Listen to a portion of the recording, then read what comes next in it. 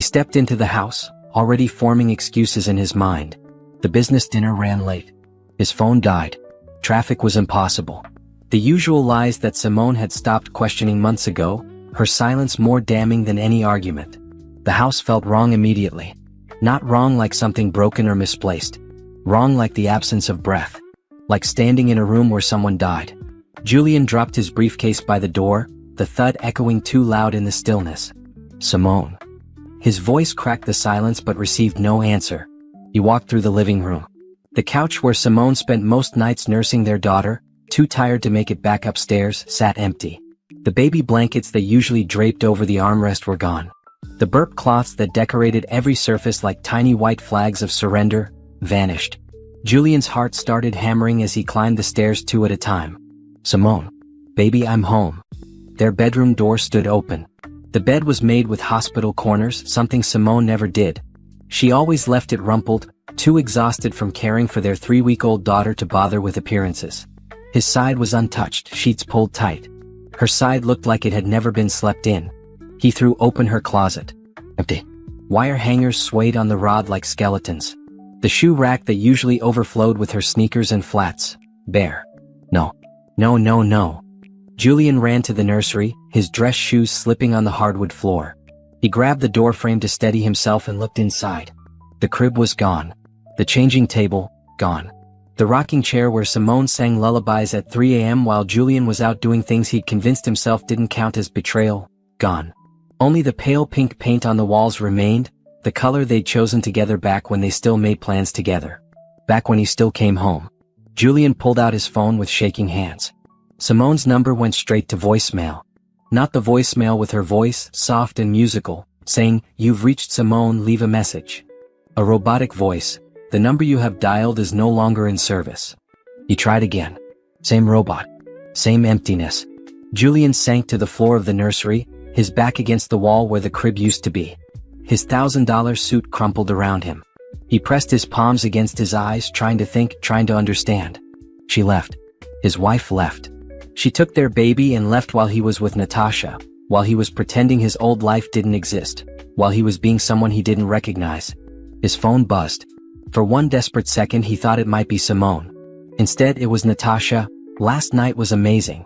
When can I see you again?" Julian stared at the message until the words blurred. Last night. While he was with Natasha in a hotel room with champagne and silk sheets, Simone was here, packing up their daughter, erasing herself from his life. He stumbled downstairs to his office. Maybe she left a note. People always left notes in movies, some explanation, some breadcrumb trail to follow. His desk was exactly as he'd left it. Papers scattered, coffee mug with a ring stain, laptop closed. Nothing from Simone. Julian opened his laptop and pulled up their bank accounts. His business accounts were untouched. But their joint savings account, the one they'd built together over 5 years of marriage, half the money was gone. Simone had withdrawn exactly 50% down to the last penny. She didn't take more than her share. She didn't clean him out. She took what was hers and nothing else, which somehow made it worse. This wasn't emotional. This was calculated. His wife had planned this. Julian called her mother, his hands shaking so hard he nearly dropped the phone. "Hello?" Mrs. Richards answered on the 4th ring, her voice wary. "It's Julian. Is Simone there? Is the baby there?" Silence stretched for 3 heartbeats. "Why would my daughter be here, Julian?" "She's gone. She left. The house is empty and I can't reach her and I don't know where." "Maybe you should have thought about that before." Her voice turned to ice. "Don't call here again." The line went dead. Julian tried Simone's sister, her best friend from college, her cousin in Atlanta. Each conversation was shorter than the last. Each person knew something he didn't. Each voice held the same edge of disgust. They knew. Somehow they all knew what he'd done. By noon, Julian sat in his kitchen, their kitchen, surrounded by the ghost of a life he'd destroyed. The coffee maker still had grounds from whenever Simone last used it, days ago probably. Her favorite mug with the chipped handle sat in the drainer. The calendar on the fridge still showed last month, the due date circled in red marker with little hearts drawn around it. He remembered that day. He'd been at that boutique hotel downtown, telling Natasha about his business expansion plans, kissing her neck while his wife labored with their child. Julian's phone buzzed again.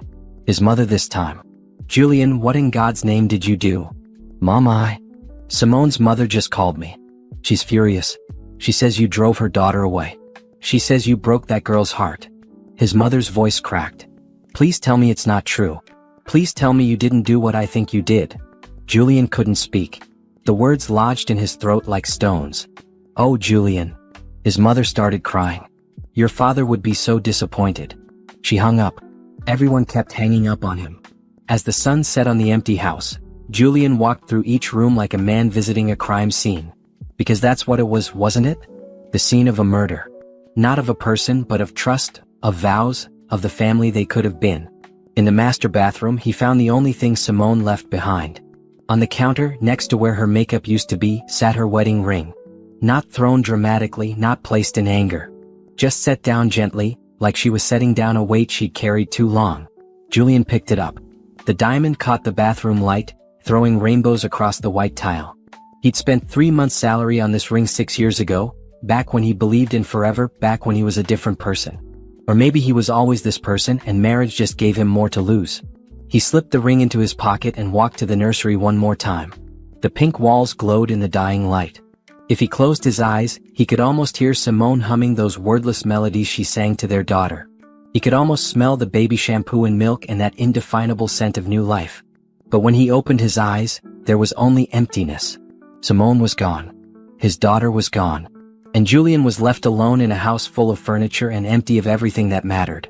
He did this. Every choice, every lie, every night he didn't come home, they all led here. To this moment.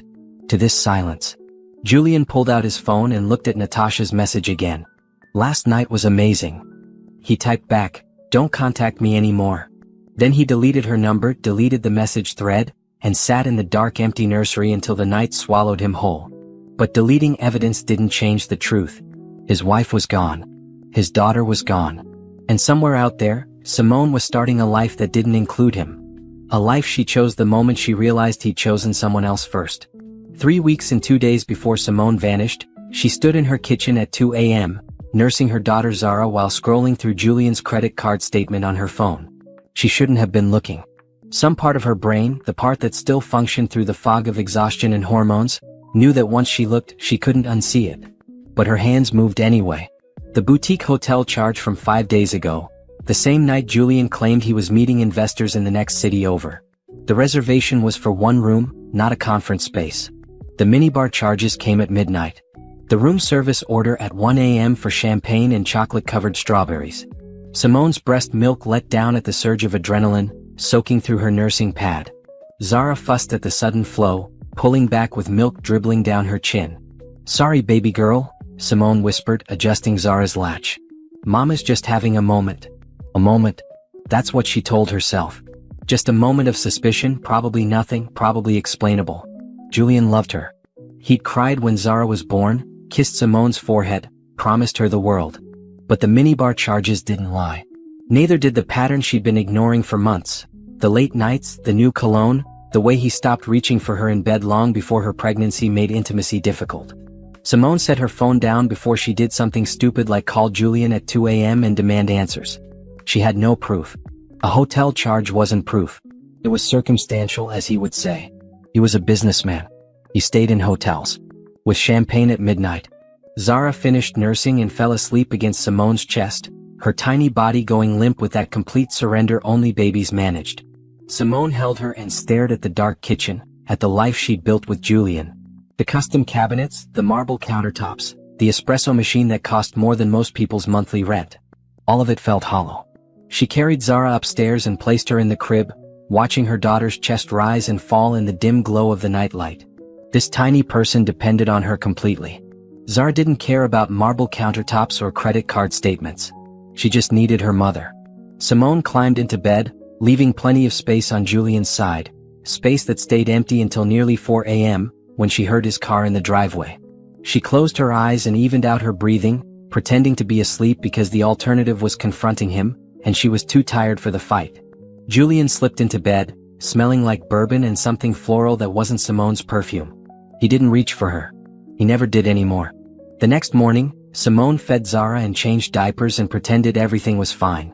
Julian came downstairs in his running clothes, kissed the top of her head, a brotherly gesture, affectionless, and headed out for his morning jog. Simone picked up his phone from where he'd left it charging. Her fingers hovered over the screen. She'd never been the snooping type. She trusted him completely. But trust was a luxury she couldn't afford anymore, not when she had a daughter to protect. The phone was locked, but Simone knew his passcode, his mother's birthday. She typed it in. Wrong. He changed it. Her stomach dropped. People only changed phone passwords when they had something to hide. Simone set the phone down and stepped away from it like it was a snake. She didn't need to see the messages. The changed password told her everything. That day passed in a haze. She went through the motions, feeding, changing, soothing. Zara cried more than usual, sensing Simone's distraction. Or maybe she didn't sense anything. Maybe Simone was projecting her own falling apart onto her innocent daughter. Julian came home early that evening, unusual for him. "I'm taking a business trip next week," he announced, not looking at her. 3 days in Miami. "Okay," Simone said, bouncing Zara on her hip. "You'll be all right alone with the baby?" "Alone." As if she wasn't alone every day already. "We'll be fine." He nodded and disappeared into his office, closing the door. Through it, Simone heard his voice, low and warm in a way it never was with her anymore. She heard him laugh, that genuine laugh she used to elicit from him. She walked upstairs and set Zara in the crib, then locked herself in the bathroom. She ran the shower to cover the sound and cried silently into a towel, her body shaking with sobs she couldn't let out loud. When had she become this person? When had she started swallowing her pain to keep the peace? The final break came 2 days later. Simone was folding Julian's laundry, a task she'd taken on when she stopped working, trying to be the wife he needed, and found a receipt in his pants pocket. She almost threw it away unread, but something made her look. The boutique hotel. The same night she'd been in labor with Zara. Simone read the date 3 times, certain she was wrong. But there it was, the night she'd called Julian at 11 p.m., crying and telling him her contractions were 5 minutes apart. He'd said he was wrapping up a meeting, that he'd be there soon. He'd arrived at the hospital at 3 a.m., breathless and apologetic, claiming traffic and parking issues. But the receipt showed a hotel checkout time of 2:47 a.m. He'd been at that hotel. While she labored. While she breathed through contractions alone in a hospital room. While she pushed their daughter into the world with only nurses for support. He'd been at a hotel, and he checked out just in time to make it seem like he'd rushed from a meeting. Something inside Simone broke so completely that she felt it physically, a snap in her chest, a severing of whatever thread had been holding her to this marriage. She walked downstairs with the receipt, her hands steady. Julian sat at the kitchen table with his laptop, probably emailing Natasha or whoever she was. He looked up when Simone approached. "What's?" he started. She placed the receipt on the table in front of him. Julian looked at it. His face went pale, then red, then settled into something that looked like resignation. "Simone. Don't." Her voice was calm, eerily calm. "Don't explain. Don't make excuses. Just tell me yes or no. Were you with someone else the night I gave birth to our daughter?" Silence. The kitchen clock ticked. Zara made a small sound from the living room where she slept in her swing. "Yes," Julian finally said. "But it's not what you think. Get out." "Simone, let me explain." "Get out." She picked up his laptop and handed it to him. "Go to her. Go to whoever she is. I don't care. Just get out of my sight." Julian stood, looking like he wanted to argue, wanted to fix this with words the way he fixed business deals. But something in Simone's face must have stopped him. He took the laptop and walked toward the door. "I'll be at my mother's," he said quietly. "We can talk when you've calmed down." "I'm perfectly calm," Simone replied. "And there's nothing to talk about." He left. The house fell silent except for Zara's soft snoring and the sound of Simone's heart breaking into pieces too small to ever put back together. She didn't cry. She was done crying over him. Instead, she pulled out her laptop and opened a private browsing window. She searched for apartments in cities far from here. She searched for jobs in her old field, the financial analysis work she'd abandoned when Julian convinced her she didn't need to work, that he'd take care of everything. She believed him. She'd given up her career, her independence, her sense of self. For what? For a man who couldn't even show up for his daughter's birth because he was too busy betraying them. Never again. Simone spent the next week planning. She called her old boss, who'd always said she had an open door if Simone ever wanted to come back. She researched custody laws. She transferred money, only her half, nothing more, into a new account under her maiden name. She packed slowly, a box here, a suitcase there, hiding them in the attic where Julian never went. She shipped some items to a storage unit in another state. And when Julian finally came back 5 days later, acting like nothing had happened, like his cheating was just a bump in the road they'd get over, Simone played along. She smiled. She nodded. She made dinner and acted normal. Because she needed time. She needed him to think everything was fine while she arranged her escape. Julian never suspected. He was too busy with his phone, with his mistress, with his double life. He barely looked at Simone, barely interacted with Zara beyond the occasional photo for social media.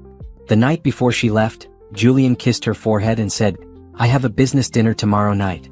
Don't wait up." "I won't," Simone promised. And she meant it in ways he couldn't imagine. The next evening after Julian left, smelling like that expensive cologne, wearing the watch his mistress probably gave him, Simone moved with the efficiency of someone who'd been planning for weeks. She loaded the car with the boxes she'd hidden. She strapped Zara into her car seat. She walked through the house one final time, saying goodbye to the woman she'd been here, the woman who'd believed in fairy tales and forever. In the master bathroom, she removed her wedding ring and set it on the counter. Not thrown in anger. Not left dramatically. Just set down gently, a punctuation mark on a chapter that was over. Then Simone drove away from the house, away from Julian, away from the life that had been slowly killing her. She didn't look back. There was nothing behind her worth seeing. Only forward. Only toward whatever came next. Only toward the life she would build from the ashes of this one.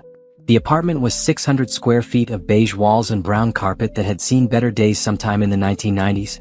Simone stood in the empty living room, Zara strapped to her chest in a baby carrier, and tried not to compare it to the 4-bedroom house she'd left behind.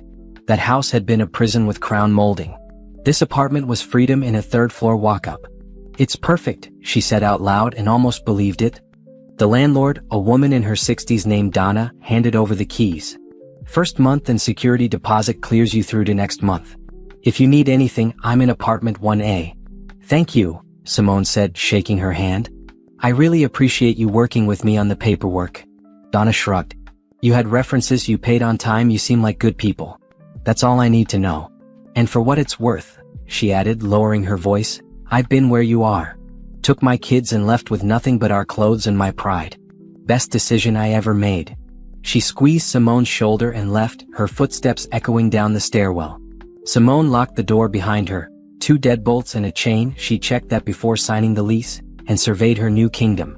The kitchen was barely big enough for one person to stand in. The bedroom could fit a mattress and maybe a dresser if she arranged them carefully. The bathroom had pink tile that belonged in a museum of bad design choices. It was perfect. Zara squirmed against her chest, making hungry noises. Simone sat on the floor against the wall and pulled up her shirt to nurse. No furniture yet. Those deliveries wouldn't arrive until tomorrow. Tonight, they'd camp out with the sleeping bags and supplies she'd bought at the big box store on the way into town. As Zara nursed, Simone pulled out her phone. A new phone with a new number that Julian didn't have. She kept her old phone just long enough to transfer the photos of Zara, then destroyed the SIM card and threw the device in a dumpster 3 states back.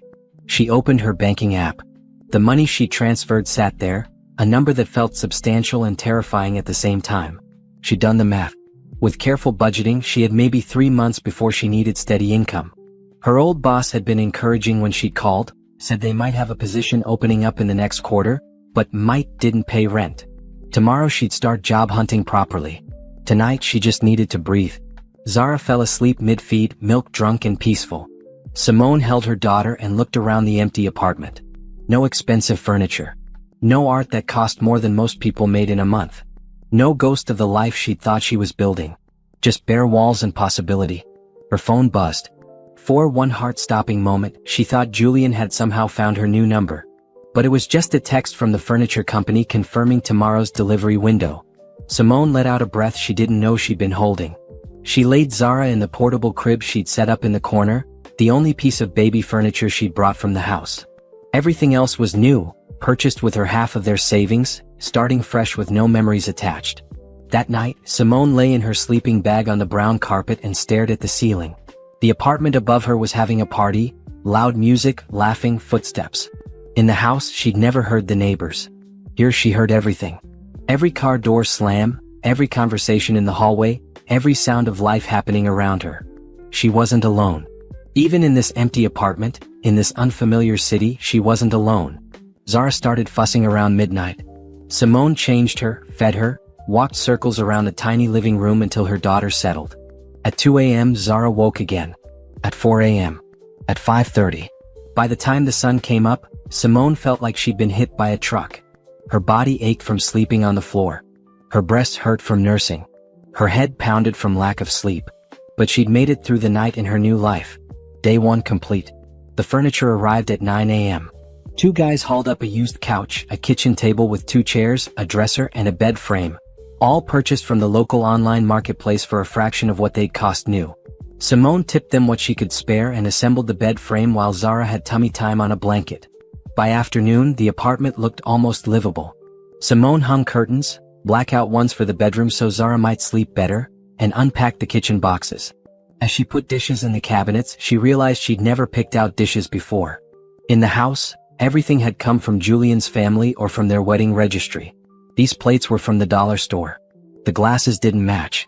The silverware was basic and practical. And they were all hers. That evening, Simone heated up a frozen meal and ate it sitting on her second-hand couch while Zara dozed in the carrier against her chest. She pulled out her laptop and started browsing job listings. Financial analyst, junior accountant, bookkeeper, anything that matched her skills and would let her work remotely part of the time. She'd been out of the workforce for 2 years. Her resume had a gap that would raise questions. But she had her degree, her previous experience, and a reference from her old boss who'd promised to vouch for her skills. It had to be enough. Simone applied to 15 positions that night, carefully crafting each cover letter, explaining the employment gap as family obligations. It was vague enough to be acceptable, true enough not to be a lie. The next day, she ventured out to explore the neighborhood. The apartment complex sat in a working-class part of town, not wealthy but not dangerous. There was a grocery store 3 blocks away, a park 2 blocks in the other direction, a library within walking distance. She could build a life here. Small but hers. At the park, Simone sat on a bench and watched other parents with their children. A group of mothers chatted nearby, their kids playing on the equipment. One of them, a black woman about Simone's age with twins in a stroller, caught her eye and smiled. "How old?" she asked, nodding toward Zara. "4 weeks," Simone said. "Oh, you're in the thick of it. Twins are 6 months now, and I'm just starting to feel human again." She laughed. "I'm Nicole." "Simone. You new to the neighborhood?" "Just moved in." Simone hesitated. How much to share? What story to tell? "Starting over, I guess." Nicole's expression softened with understanding. "Been there. If you need anything, and I mean anything, even if it's just someone to hold the baby so you can shower, I'm in Building C, apartment 301. "Thank you," Simone said, and meant it more than Nicole could know. They talked for a few minutes about nothing important. Sleep schedules, baby clothes, the best pediatrician in the area. Normal things. Safe things. The kind of conversation that reminded Simone that life existed outside of heartbreak and betrayal. When she got back to her apartment, Simone felt lighter somehow. She had a friend, maybe. Or at least a friendly face. It was more than she'd had yesterday. That night, after Zara finally fell asleep around 11 p.m., Simone allowed herself to check the news from her old city. She searched for Julian's name, wondering if he'd reported her missing, if he'd made a scene, if he'd done anything dramatic. Nothing.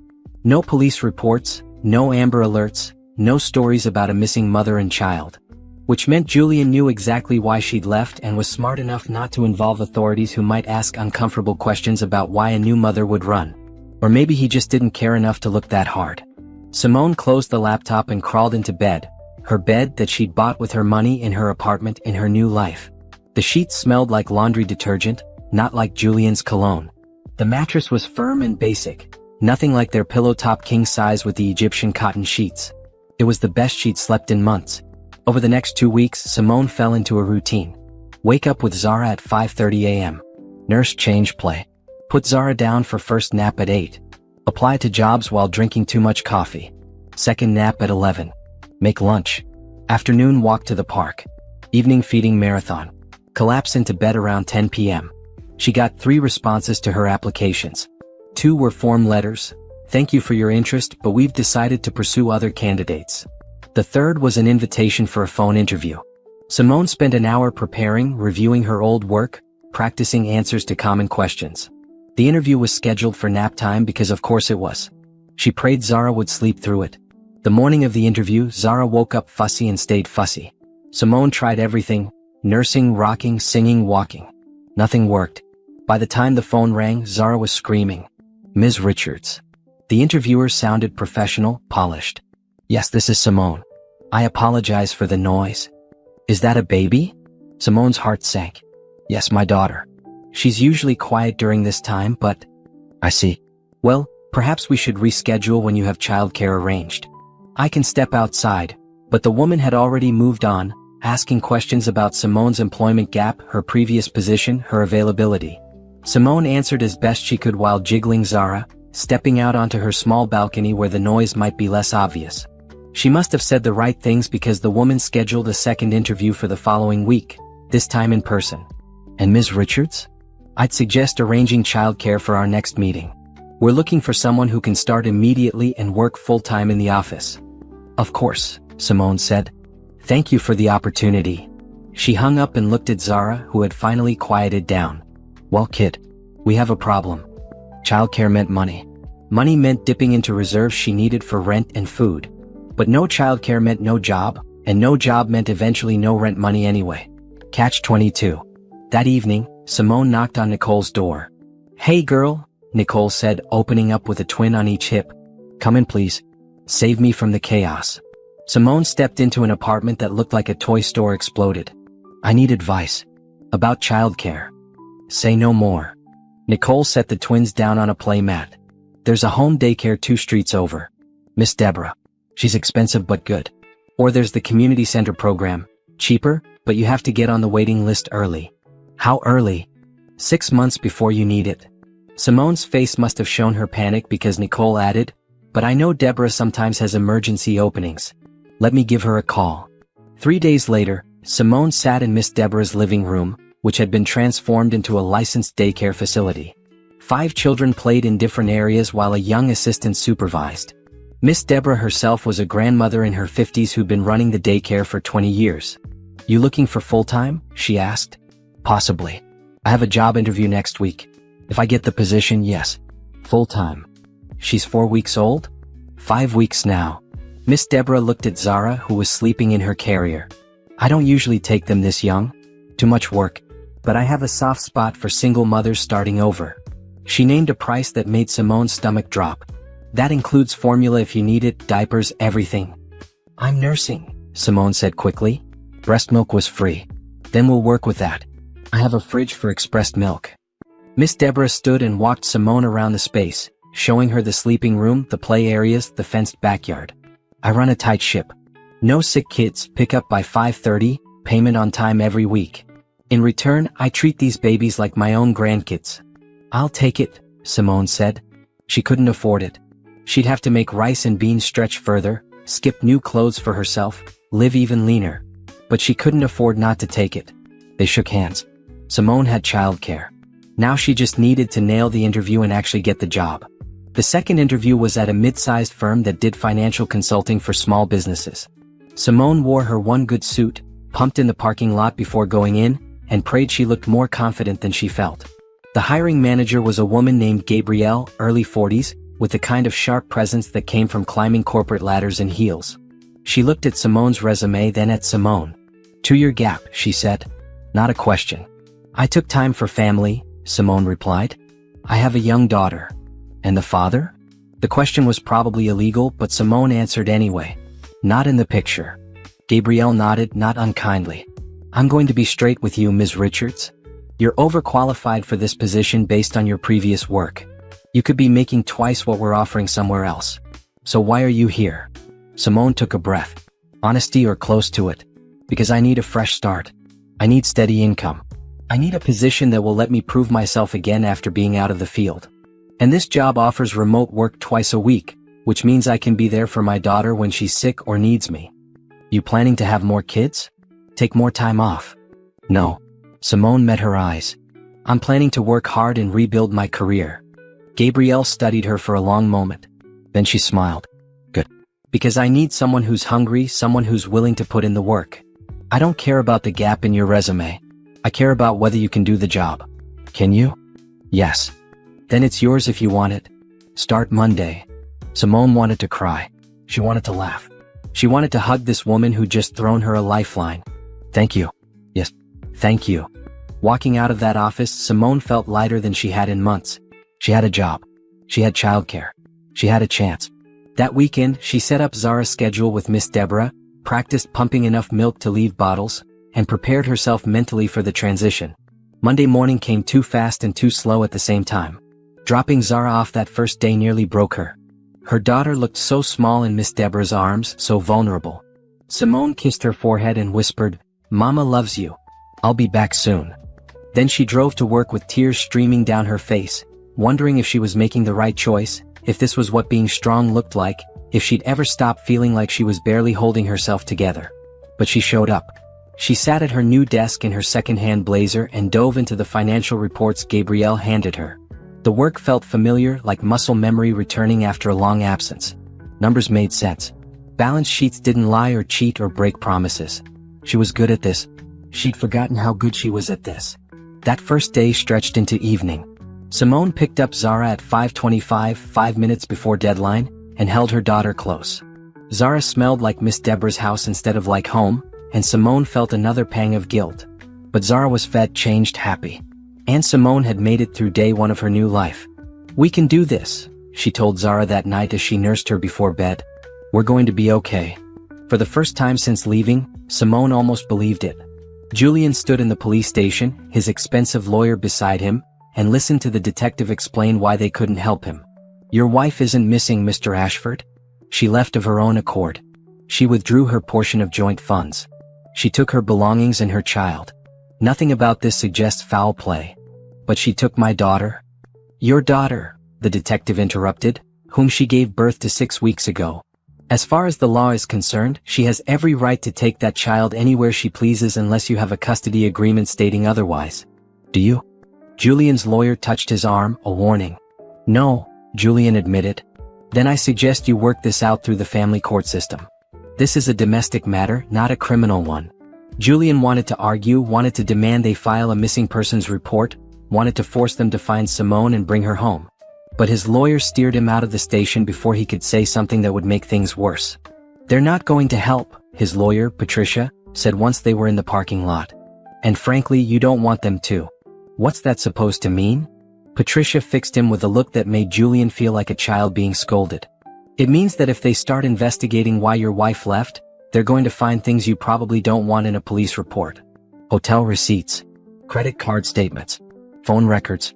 Do you really want all of that documented?" Julian felt cold despite the warm day. "No, I didn't think so. Here's what we do. We file for custody through family court. We demonstrate that you're a fit father and that Simone has no right to keep your daughter from you. But Julian," she paused, "you need to understand something. Family court judges don't look kindly on infidelity, especially when there's a newborn involved. They're going to ask why she left. Are you prepared to answer that honestly?" "I made mistakes," Julian said weakly. "Mistakes that can be documented?" When he didn't answer, Patricia sighed. "That's what I thought. My advice? Think very carefully about whether you want to pursue this legally. Because once we open that door, Simone's lawyer, and she will get a lawyer, is going to walk through it with every piece of evidence that makes you look like an unfit father." "I'm not unfit. I love my daughter." "Do you?" Patricia's voice was sharp. "Because from where I stand, you spent your wife's labor at a hotel with another woman. You've been absent for your daughter's entire life. You haven't attended a single pediatrician appointment, haven't gotten up for a single night feeding, haven't changed a single diaper. Love is action, Julian. What actions can you point to that demonstrate you're a devoted father?" Julian opened his mouth and closed it again. He had nothing. "That's what I thought," Patricia said. "Go home. Think about what you really want here. If you want to pursue custody, call me. But be prepared for the fight of your life, one you might not win." She walked to her car, leaving Julian standing alone in the police station parking lot. Over the next week, Julian tore through every possible lead. He called hospitals in surrounding states, claiming he was looking for his sister and her baby. Nothing. He hired a private investigator, a man named Frank who looked like he'd walked out of a noir film, all rumpled suit and cynical eyes. "People who don't want to be found usually aren't," Frank said, taking Julian's deposit check. "But I'll see what I can do."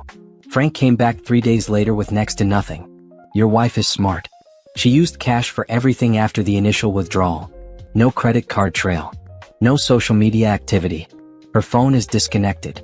The mail forwarding expired after 2 weeks and it went to a P.O. box in a town 200 miles from here. Probably just a decoy. She's ghosted properly. There has to be something, Julian insisted. There is. The money. She took exactly half of your joint savings. That shows up on bank records. I can track when she made that withdrawal, which bank branch, what time. But after that. Frank shrugged. She could be anywhere. Keep looking. It's your money, Frank said, but his tone suggested it was a waste. Julian's mother came by the house, the empty house that echoed with absence. She walked through it silently, her face growing tighter with each room. You did this, she finally said. Mom? Don't mom me. I raised you better than this. Your father would be ashamed. Dad cheated on you, Julian shot back. As soon as the words left his mouth, he regretted them. His mother's hand moved so fast he barely saw it coming. The slap cracked across his face, leaving a burning imprint. Your father made mistakes, she said, her voice shaking. And he spent the rest of his life trying to make up for them. You went to therapy.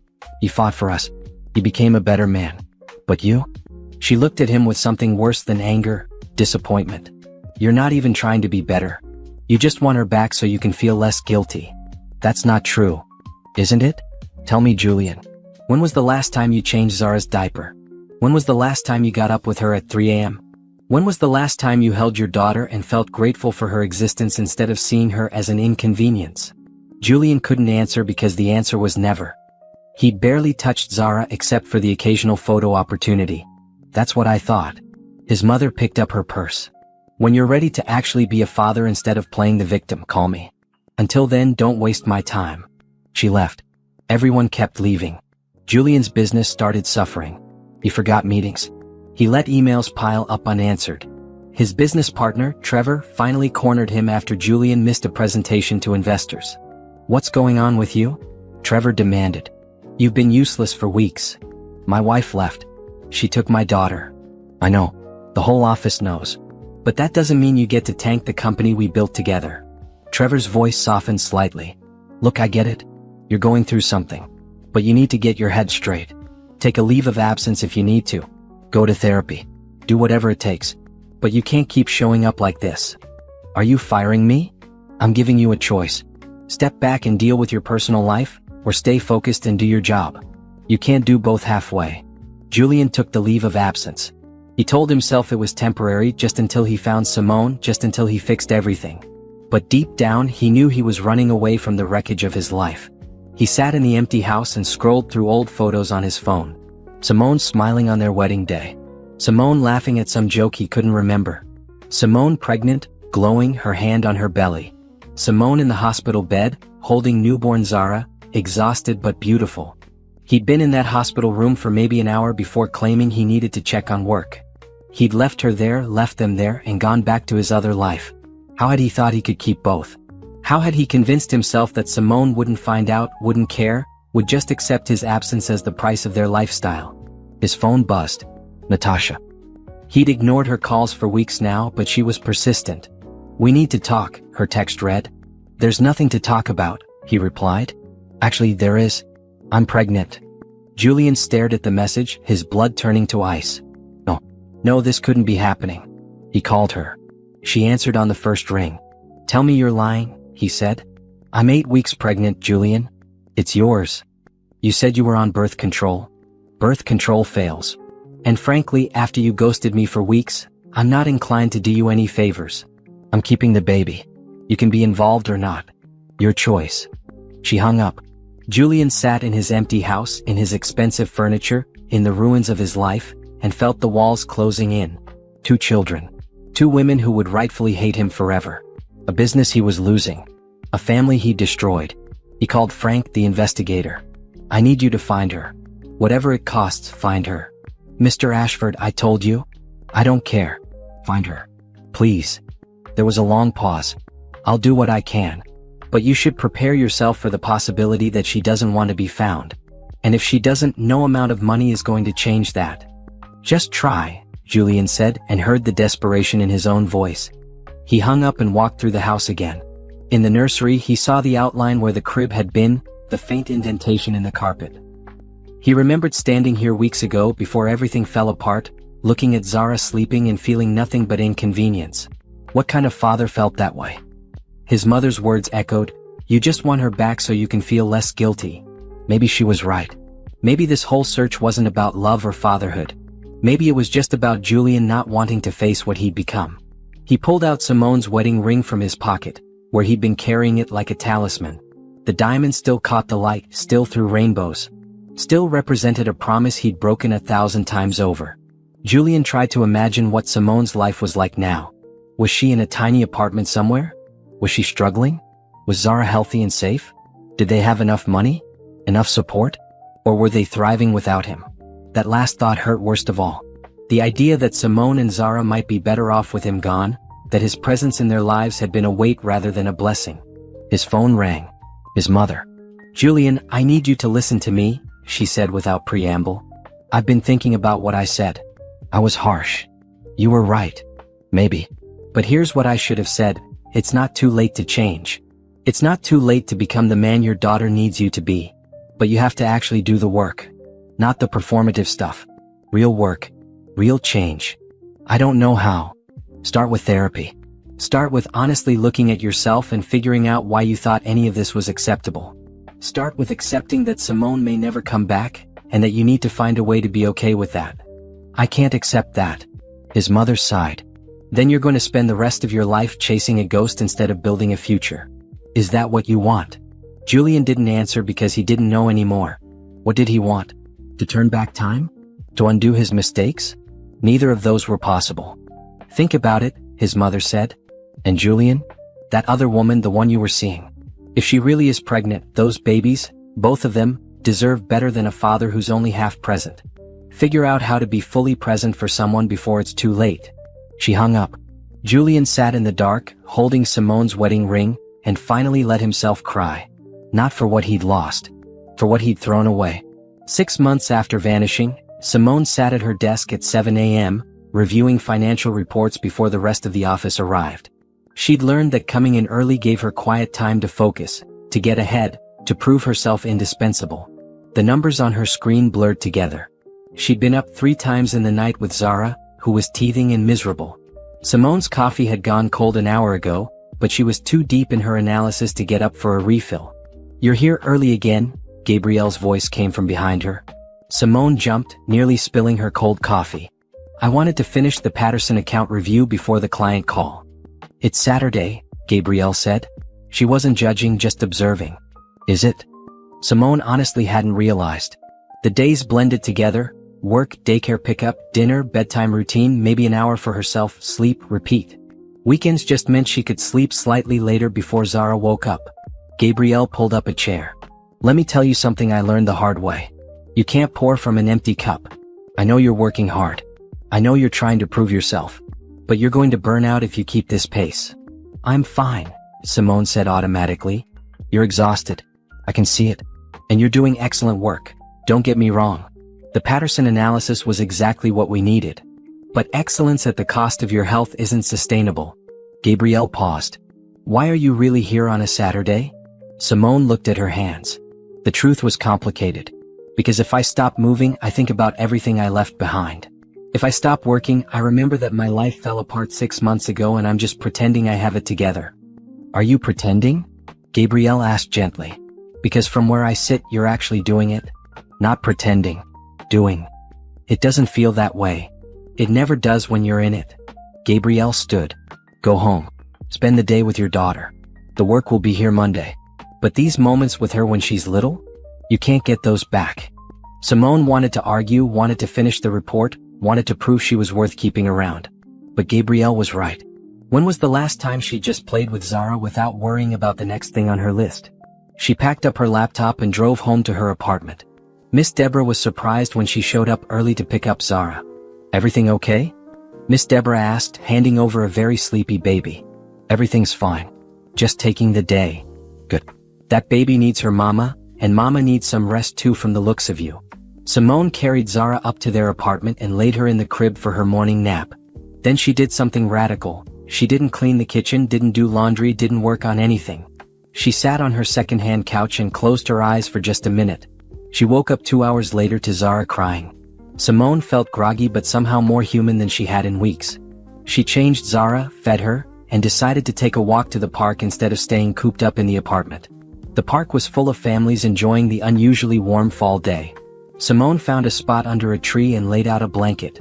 She set Zara on her tummy for some playtime and just watched her daughter explore the world, reaching for grass, startling at a bird, laughing at absolutely nothing. "Look at you taking a break," Nicole's voice came from behind her. She plopped down on the blanket with her twins. "I'm shocked. Gabrielle sent me home," Simone admitted. "Smart woman. You've been running on fumes." Nicole handed one of the twins a toy. "How are you really doing?" Simone considered lying, saying she was fine like she told everyone.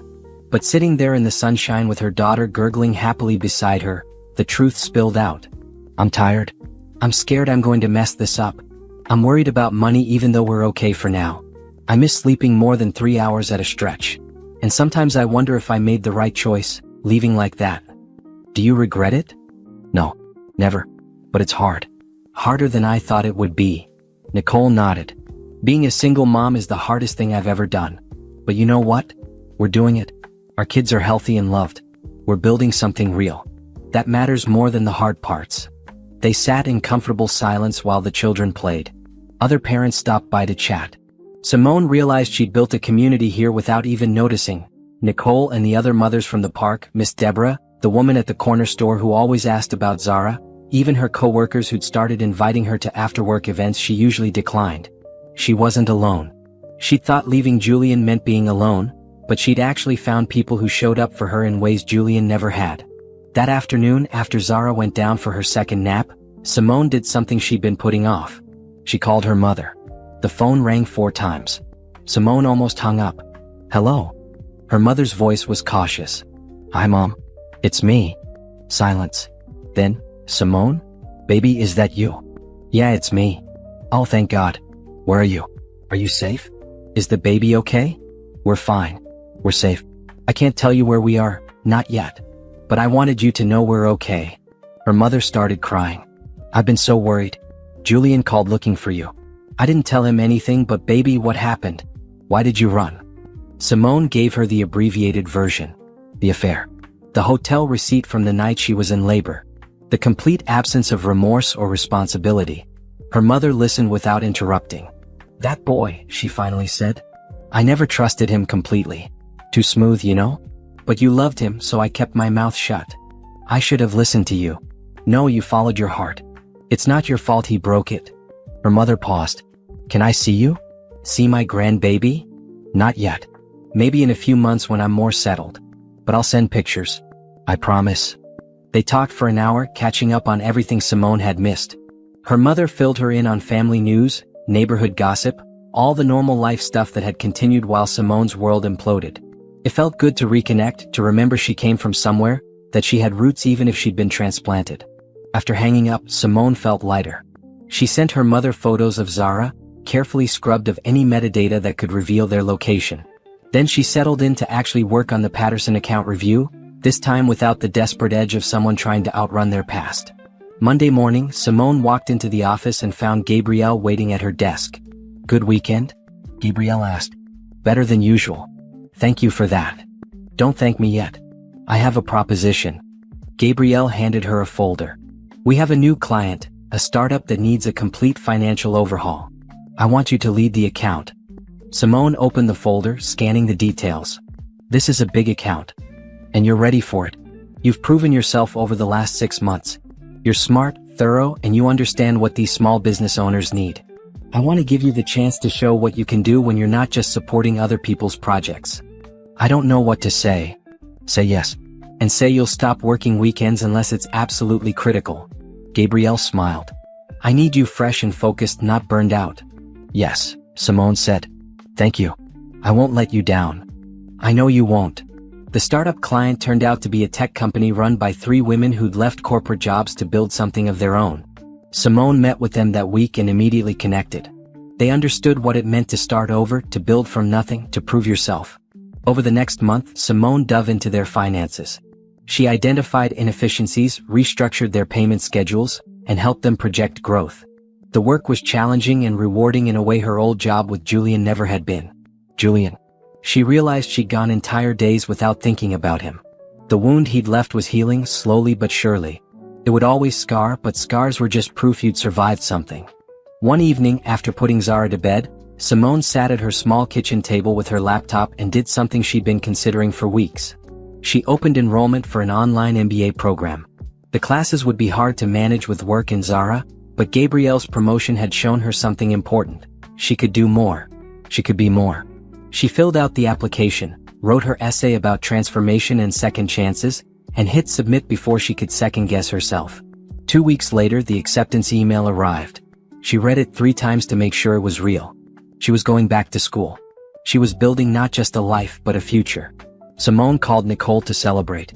They took the kids to the park and got ice cream from the truck, splurging on the expensive flavors.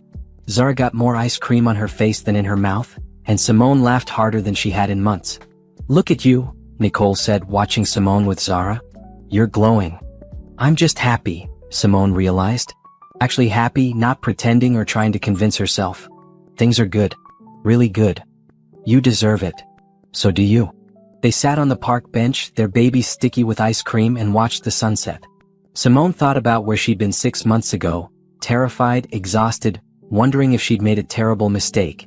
And now she was here, building something real, something that was entirely hers. That night, after washing Zara's ice cream-covered hands and putting her to bed, Simone stood in her small apartment and looked around. The mismatched furniture, the budget-friendly decor, the walls she'd painted herself a soft blue that made the space feel bigger. It wasn't much, but it was home. A home built on her terms, with her rules, filled with love instead of lies. She pulled out her journal, something she'd started doing as therapy, writing down her thoughts and feelings instead of letting them spiral. She wrote about the promotion, about the MBA acceptance, about Zara hitting new milestones every day. She wrote about feeling like herself again, like the woman she was before Julian, only stronger. The last line she wrote, "I'm not just surviving anymore. I'm living." She closed the journal and got ready for bed. Tomorrow would bring new challenges. It always did. Zara would probably wake up 3 times in the night. Work would pile up. The MBA classes would be demanding. Money would be tight. But Simone could handle it. She'd handled everything else life threw at her in the last 6 months. She'd left with nothing but her baby and her dignity, and she'd built a life that meant something. That was worth more than any mansion, any luxury car, any lifestyle Julian could have provided. As she drifted off to sleep, Simone smiled. She was building her own phoenix from the ashes of her old life. And it was going to be beautiful. Julian sat in his therapist's office, mandated by the family court judge who'd heard his custody petition. The therapist, Dr. Monroe, was a black man in his 50s who reminded Julian uncomfortably of his father. The same assessing gaze, the same disappointed silence that spoke louder than words. "So," Dr. Monroe said after Julian had spent 20 minutes explaining how Simone had wronged him by leaving, "You've told me what she did. Now tell me what you did." "I made mistakes." "Specifics, Julian. I can't help you if you won't be honest with yourself." Julian shifted in the leather chair. "I had an affair.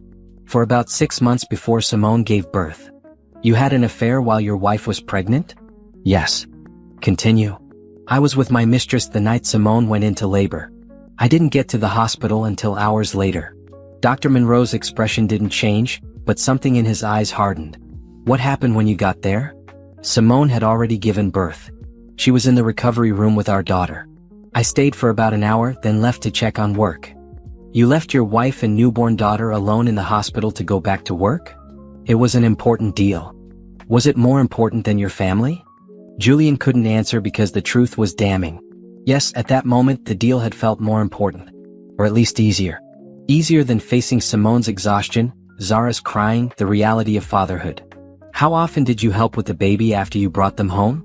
Dr. Monroe asked. "Simone handled most of it. She was better at that stuff." "Did you change diapers?" "A few times." "How many night feedings did you do?" "None." Simone was nursing.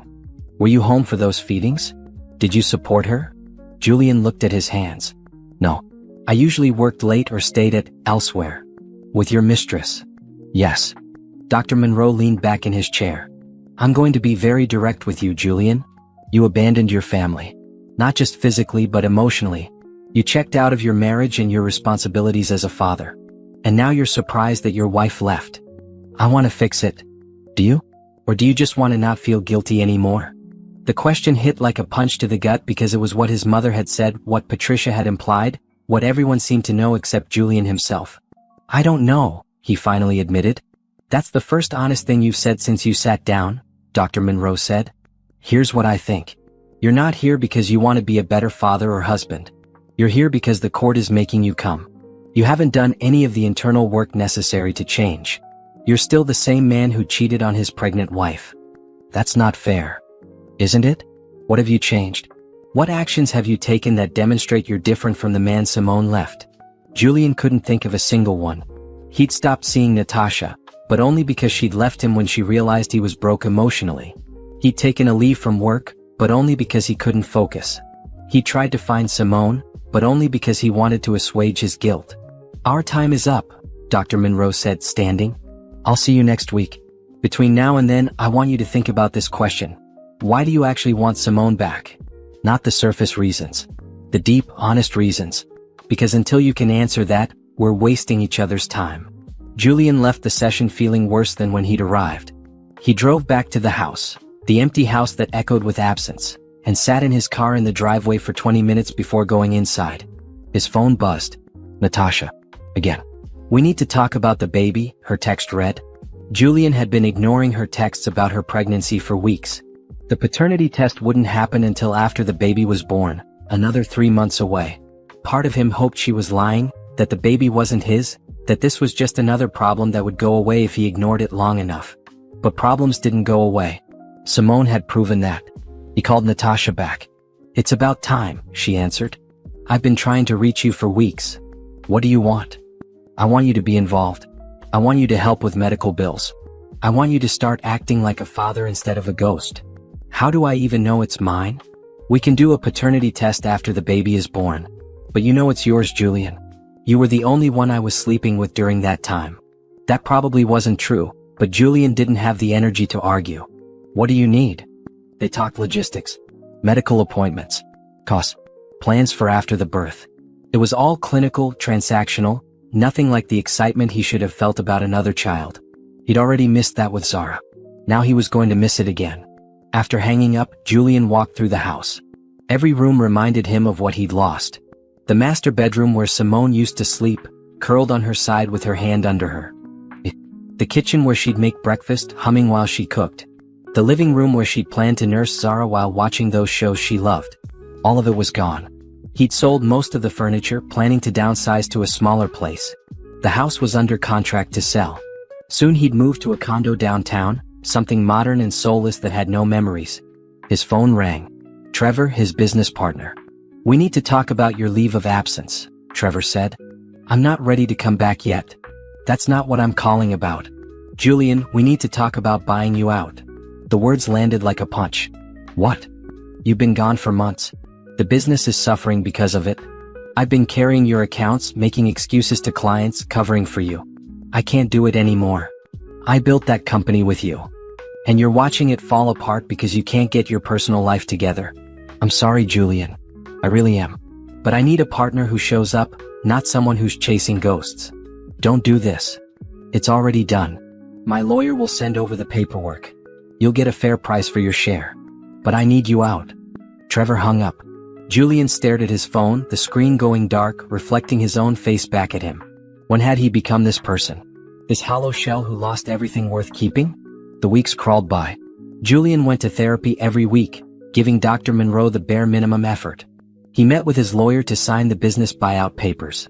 He moved to the condo, a sterile box in the sky with a view of the city he no longer recognized. He tried to reach out to old friends, people he'd neglected during his marriage. They were polite but distant, their lives having moved on without him. He tried to reconnect with his mother, but every conversation ended in disappointment. Have you done any of the work? She'd ask. I'm in therapy. That's not work. That's just showing up. Have you figured out why you cheated? Have you confronted what's broken inside you? He never had a good answer. One night, Julian found himself driving past the park near his old house. He saw a family there, father, mother, 2 kids, laughing as they played on the swings. The father pushed one kid while the mother helped the other climb the monkey bars. They looked happy. Complete. Julian used to imagine that would be him and Simone and Zara someday.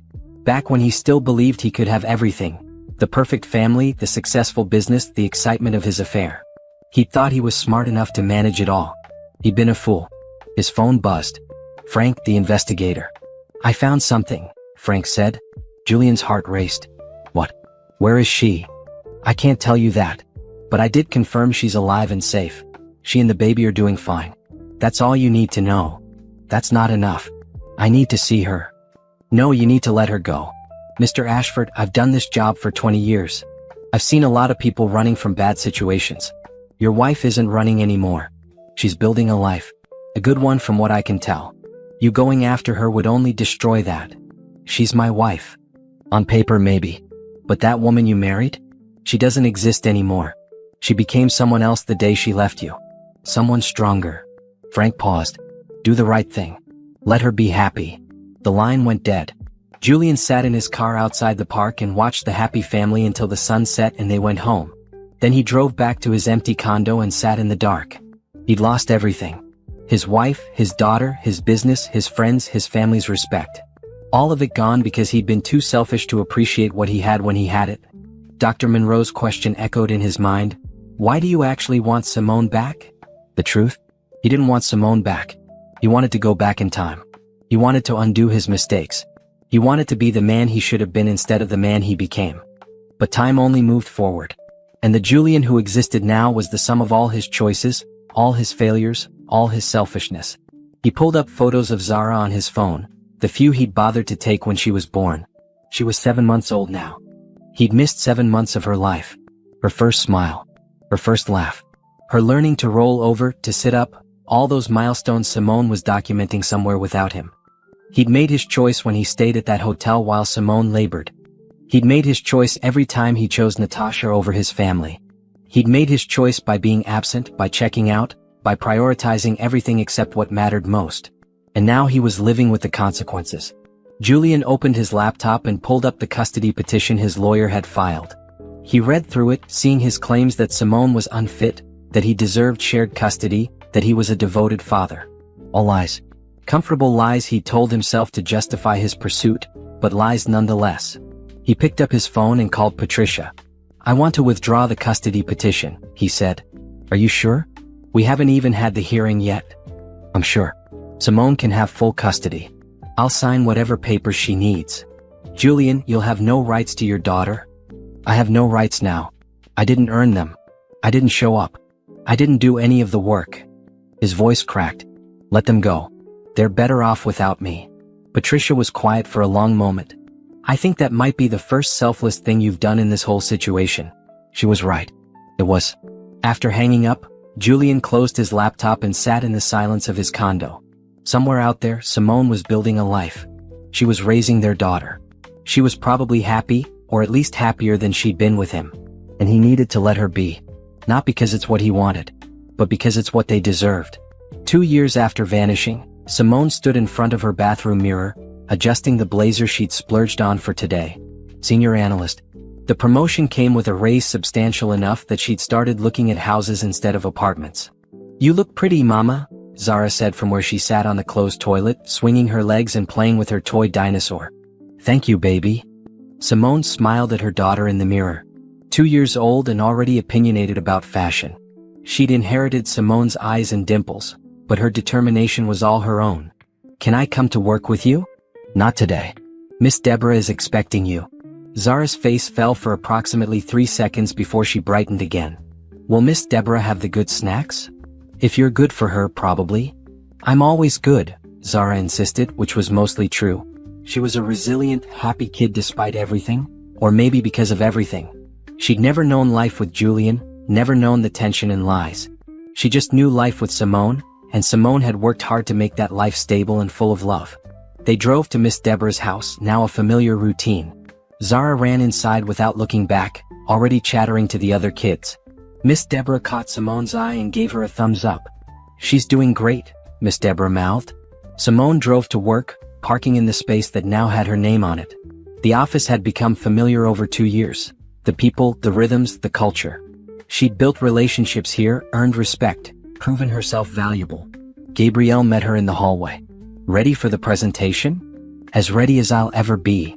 They were pitching a major client, a company looking to expand into 3 new markets.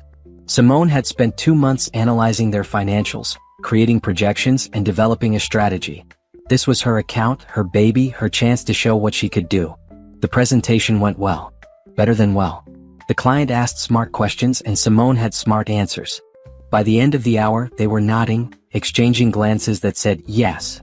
We'll have a decision by end of week, the CEO said, shaking Simone's hand. But I'll be honest, this is the most thorough analysis we've seen. Your reputation is well earned. Reputation. Simone had a reputation now built on 2 years of showing up, doing excellent work and never making excuses. It felt good in a way that decorating a mansion never had. After the meeting, Gabrielle pulled her aside. You crushed it in there. We'll see if they sign. They'll sign. But regardless, we need to talk about your future here. How do you feel about the title of director? Simone's breath caught. Director? You've earned it. You're leading accounts now, mentoring junior analysts, bringing in business. That's not senior analyst work. That's director work. Obviously there'd be a pay increase and some additional responsibilities, but I think you're ready. I don't know what to say. Say you'll think about it. Talk to your daughter. Make sure it's what you want. But Simone. Gabrielle smiled. You've built something remarkable here. From someone who came to us looking for a fresh start to someone we can't imagine losing. That's huge. After work, Simone picked up Zara and they went to the park. Nicole was there with her twins, now walking and getting into everything. How'd the big presentation go? Nicole asked. Good. Really good. Simone watched Zara play on the slide, fearless and laughing. They offered me a promotion. Director. That's amazing. Congratulations. I haven't accepted yet. Why not? Because 2 years ago I was hiding in a different city, terrified and broke. Now I'm getting promoted to director. It feels like whiplash. Nicole touched her arm. You earned this. Stop downplaying your accomplishments. You worked your butt off, took care of your daughter, went back to school at night and built a career from scratch. Own it. Simone looked at her friend, her best friend really. Nicole had been there for everything over the past 2 years. The late-night panic attacks when Simone worried she'd made a mistake. The celebrations when Simone landed the analyst job, then the promotion to senior analyst. The random weekday mornings when they'd grab coffee before work and talk about life. You're right, Simone said. I did earn it. Damn right you did. That evening, after Zara was in bed, Simone pulled out her laptop and looked at house listings. Not mansions. Just normal 3-bedroom houses with yards and good school districts. Places where Zara could have a dog, where Simone could have a garden, where they could build a home that was actually theirs. She found one she liked. A small ranch house with a big backyard in a neighborhood full of families. The mortgage would stretch her budget even with the director's salary, but it was possible. Actually possible. Simone sent her mother the listing.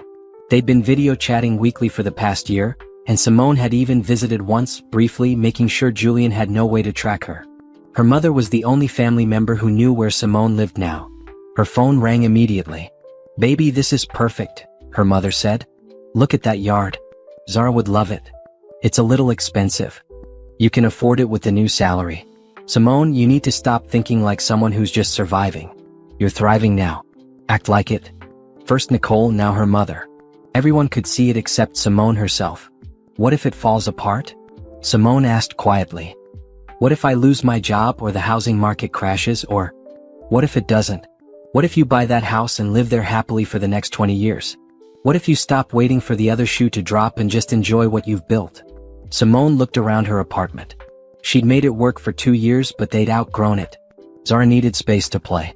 Simone needed space to breathe. This apartment had been perfect for surviving.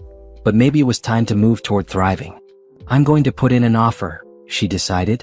Good girl. Now tell me about this promotion. They talked for an hour about nothing and everything. Her mother filled her in on family drama, asked about Zara's latest adventures, shared recipes Simone pretended she'd actually cook. Normal mother-daughter stuff that Simone had missed during her year of radio silence. After hanging up, Simone opened her MBA coursework. She was halfway through the program now, juggling classes with work and motherhood. It was exhausting, but it was also empowering. Each paper she wrote, each concept she mastered, was proof that her brain hadn't turned to mush during her marriage. She was still smart, still capable, still more than just someone's wife. The next week moved in a blur. The client signed, giving Simone her biggest account to date. Gabrielle made the director promotion official. Simone's offer on the house was accepted, and she started the process of getting a mortgage, something she'd never done alone before. Julian had handled all of that in their marriage. Simone had signed where he told her to sign, trusted that he knew what he was doing. Now she read every document, asked questions until she understood every clause, and made decisions for herself. It felt powerful. Moving day came on a Saturday. Nicole showed up with her husband to help load the truck. Miss Deborah watched all the kids. Other friends from work stopped by with food and muscle. In 8 hours, Simone's life transferred from a 600-square-foot apartment to a house with actual rooms and a yard. That night, after everyone left, Simone stood in her empty living room with Zara on her hip. Their furniture looked small in the space, but they'd fill it eventually. The house felt huge and quiet and full of possibility. "This is our house, Zara," Simone said. "Our very own house. Big house."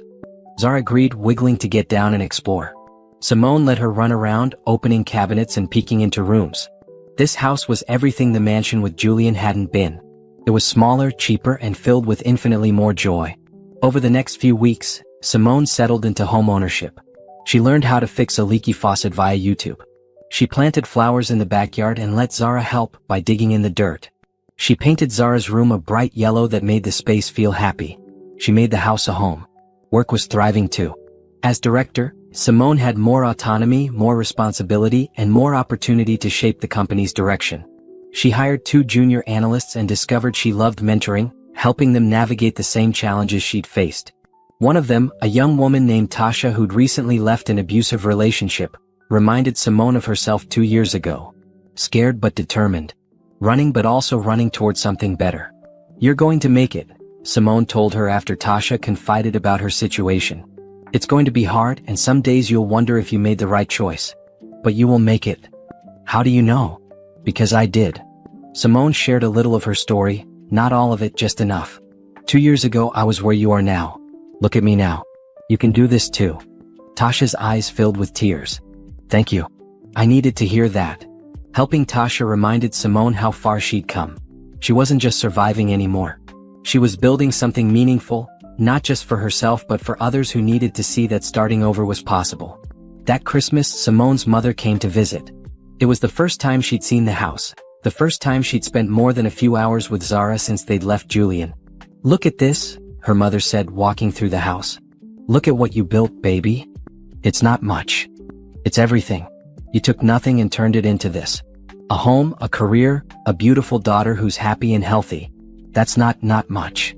That's everything." They spent Christmas morning opening presents. Zara was delighted with her gifts, books, toys, clothes she'd outgrown in 3 months. Simone gave her mother a photo album she'd made, filled with pictures from the past 2 years. Her mother cried going through it, seeing all the moments she'd missed. "I'm so proud of you," she said. "Your father would be proud too." Simone's father had died when she was in college, before Julian, before any of this. Sometimes she wondered what he would have said about her marriage, about her leaving, about where she was now. She liked to think he'd approve of her strength, of her choice to build a life on her own terms. As the year ended, Simone sat in her backyard one evening after putting Zara to bed. The yard was dark except for the string lights she'd hung, giving the space a warm glow. She had a glass of wine, a luxury she rarely indulged in, and her journal. She wrote about the year, the promotion, the house, the MBA program she'd finish in 6 more months, the community she'd built, the person she'd become. 2 years ago she'd been broken, lost, running from the ruins of her marriage with nothing but her daughter and a desperate hope that things would get better. They had gotten better. Not because Julian changed or because she found someone to rescue her.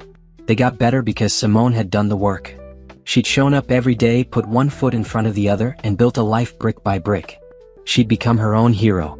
The last thing she wrote in her journal, "I don't think about him anymore. Not really. Sometimes he crosses my mind like a ghost of who I used to be. But that woman is gone. I buried her and built myself anew. And this version of me? She's unstoppable." Simone closed the journal and looked up at the stars. Somewhere out there, Julian was living his life. She didn't know what that life looked like, didn't care to know. He was a chapter that ended so a better story could begin. This was her story now. Her house. Her career. Her daughter. her future. And it was beautiful. The conference center in Chicago was enormous, full of financial professionals networking and attending workshops. Simone had flown in that morning, her first business trip since starting at the firm 3 years ago. Gabrielle had insisted she attend. "You're a director now. Time to build your professional network beyond our office." Simone was scheduled to present financial forecasting strategies at 2 p.m. She'd spent weeks preparing, practiced her presentation until she could deliver it in her sleep. This was a big opportunity to establish herself in the larger financial community. She was standing in line at the coffee station when she felt eyes on her. That prickle of awareness that comes from being watched. She turned and saw him. Julian. He looked different. Thinner. Tired. His suit was still expensive but somehow didn't fit him right anymore, like he bought it for a different version of himself. He stood across the lobby, holding a conference program, staring at her with an expression she couldn't quite read. Simone's first instinct was to run. Her second was to walk over and slap him. She did neither. She turned back to the coffee station, got her latte, and walked toward the presentation rooms with deliberate calm. "Simone. Wait." His voice. She thought she'd forgotten what it sounded like, how it used to make her feel safe before it made her feel betrayed. She kept walking. "Simone, please. I just want to talk." She stopped, not because she wanted to but because people were starting to stare. She turned to face him, her expression cool. "I have a presentation to prepare for. I saw your name in the program. You're presenting on forecasting strategies." "Yes. That's great. You always were good at analysis." Simone didn't respond. What was there to say? "Thank you for noticing my skills 3 years too late?" "How are you?" Julian asked. How is Zara?" Hearing him say their daughter's name felt like a violation. "We're fine. Can we talk? Maybe grab coffee after your presentation?" "No.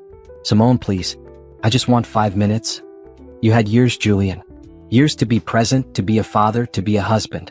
You didn't want those minutes then. You don't get them now." She turned to leave. "I'm sorry." His voice cracked. "I know it doesn't mean anything, but I'm sorry. For all of it. For everything I did and everything I didn't do. You deserved better." Simone looked at him, really looked at him. She'd spent so many nights imagining what she'd say if she ever saw him again. She'd practiced speeches, crafted the perfect cutting remarks, planned how she'd make him feel a fraction of the pain he'd caused her. But standing here now, looking at this man who'd once been her world, she felt nothing. Not anger, not hurt, not even satisfaction. Just nothing. "You're right," she said quietly. "I did deserve better. So I built better for myself. Have a good life, Julian." She walked away and this time he didn't follow. Simone made it to an empty conference room before her hands started shaking. She sat in a chair and took deep breaths, centering herself. She hadn't thought about Julian in months. Seeing him had brought back memories she'd carefully filed away. The betrayal, the hurt, the fear of those first months alone. But they were just memories now. They didn't have power over her anymore. Her phone buzzed. A text from Nicole. "Knock him dead at your presentation. We're all rooting for you." Simone smiled. Nicole didn't know about the Julian encounter, didn't know Simone's carefully constructed calm was barely holding. But the text reminded her of what mattered. The people who showed up for her, the life she'd built, the future she was creating. Julian was the past. This presentation was the future. Simone stood, smoothed her blazer and went to set up her slides. The presentation room filled quickly. Simone stood at the front, connected her laptop to the projector and organized her notes. She saw Julian slip into the back row just before the session started. Part of her wanted to ask him to leave. But a bigger part of her wanted to show him exactly who she'd become in his absence. "Good afternoon," Simone began, her voice steady and confident. "I'm Simone Richards, Director of Financial Analysis at Harris Consulting. Today I want to talk to you about dynamic forecasting strategies for small to mid-sized businesses in unstable markets." For the next 45 minutes, Simone commanded the room. She presented complex financial concepts with clarity, used real-world examples from her client work, and fielded questions with expertise that came from years of experience. She was good at this.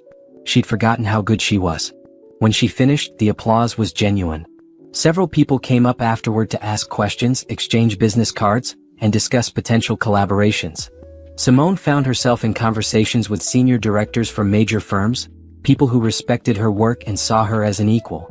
Julian waited until everyone else had left.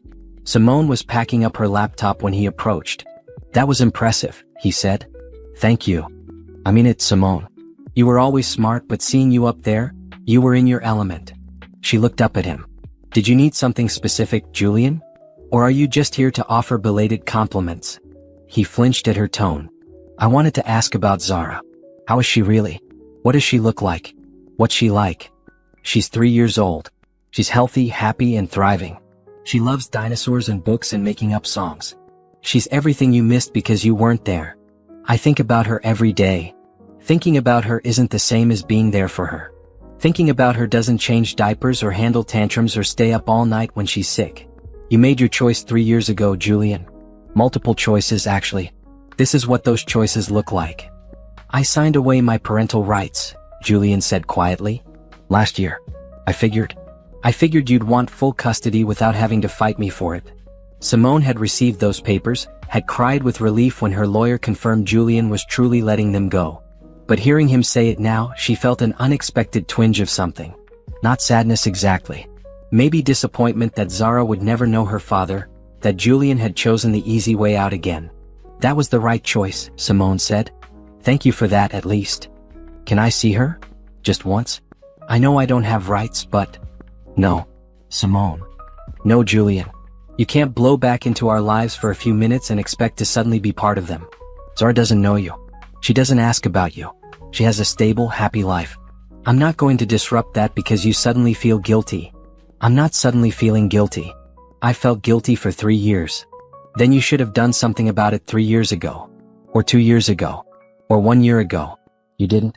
You signed away your rights instead of doing the hard work of becoming a father. That was your choice. Live with it.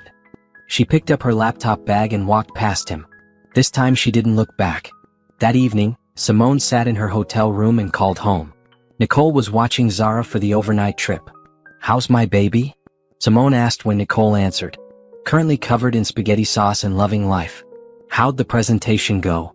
Good. Really good. Simone paused. I ran into Julian. What? Where?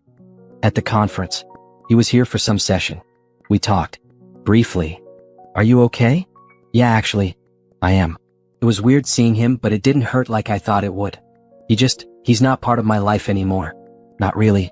He's just some guy I used to know. Good. That's good, right? Yeah, it is. Simone heard Zara laughing in the background. Can I talk to her? She's mid-spaghetti disaster, but I'll put you on speaker. Hi, Mama. Zara's voice came through bright and happy. Hi, baby. Are you being good for Miss Nicole? I'm being super good. We had paschetti and it's everywhere. I can imagine. I'll see you tomorrow, okay? I love you so much. Love you too, Mama. Bye. The call ended, and Simone sat in the hotel room, looking out at the Chicago skyline. 3 years ago, she'd been running. Scared and alone and unsure if she'd made the right choice. Now she was here in a nice hotel paid for by her job, after giving a presentation to respected professionals, with a daughter who was safe and loved back home. She'd made the right choice. Seeing Julian only confirmed it. Her phone buzzed with a LinkedIn connection request. From Julian. She stared at it for a long moment, then declined it and blocked him. She didn't need that connection. She didn't need any reminder of who she used to be or what she'd left behind. The next morning, Simone attended more conference sessions, networked with other professionals, and collected business cards from potential clients. She was good at this. The networking, the professional conversations, the art of building a reputation. It came naturally now in a way it never had when she was Julian's wife, always in his shadow. On the flight home, Simone opened her laptop and started drafting follow-up emails to the people she'd met. New opportunities, new clients, new possibilities. The presentation had been a success in more ways than one. As the plane descended toward home, Simone looked out the window at her city, her adopted home where she'd rebuilt her life. Somewhere down there, Zara was probably refusing to nap for Nicole. Somewhere down there, her house waited with its bright yellow bedroom and backyard garden. Somewhere down there was the life she'd built brick by brick from nothing. Julian wasn't part of that life. He'd had his chance and blown it. Whatever guilt or regret he carried now was his problem, not hers. Simone had moved on. And it felt amazing. 6 months after the Chicago conference, Simone's lawyer called. Julian's filed for visitation rights, Rebecca said without preamble. Simone's blood ran cold. What? He signed away his rights. He can't. Apparently he can. Or at least he's trying to. He's claiming he was coerced into signing under emotional duress, that he's now stable and ready to be a father, and that Zara deserves to know him. This is ridiculous. He's been absent for nearly 4 years. Zara doesn't even know who he is. I know. And we're going to fight this hard. But I need to prepare you. Judges sometimes side with fathers who claim they want to be involved, especially if they can demonstrate they've changed. He hasn't changed. He's just lonely or guilty or whatever. He doesn't actually want to be a father. He wants to feel better about himself. Then we'll prove that in court. But Simone, you need to prepare yourself for the possibility that he might get supervised visitation. At minimum. Simone hung up and sat in her office staring at the wall. 4 years. 4 years of building a life, of protecting Zara from the chaos of Julian's world, of creating stability. And now he wanted to waltz back in? No, absolutely not. That evening she called her mother. He's doing what? Her mother practically shouted. After all this time? His lawyer filed papers last week. Rebecca says we have a court date in 2 months. Baby, you need to fight this with everything you have. That man doesn't deserve to know Zara. He had his chance. I'm going to fight. But Rebecca says the courts sometimes favor fathers who claim they want to be involved. Then we show them who Julian really is. We document everything. Every lie, every betrayal, every moment he chose his mistress over his family. We show them he's not stable, he's selfish. Simone took a breath. Her mother was right. This wasn't about emotion. This was about protection. Protecting Zara from a father who'd already proven he couldn't be trusted. Over the next 2 months, Simone worked with Rebecca to build their case. They gathered evidence. The hotel receipts from the night Simone was in labor, phone records showing Julian's contact with his mistress throughout Simone's pregnancy, bank statements demonstrating his financial neglect, testimony from Simone's friends and family about Julian's absence. Rebecca also subpoenaed Julian's therapist notes.